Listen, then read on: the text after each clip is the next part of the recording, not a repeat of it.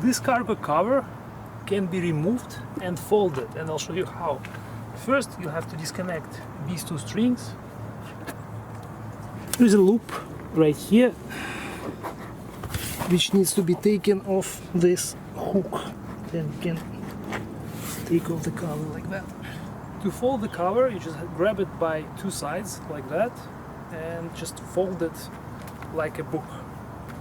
And then you have this compact cover which you can store easily. When you lift this cover, you can either completely remove it or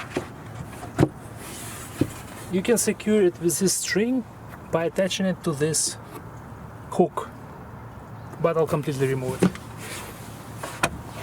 Here we have a small pouch, and this one is actually used to store the cargo cover that we have previously folded.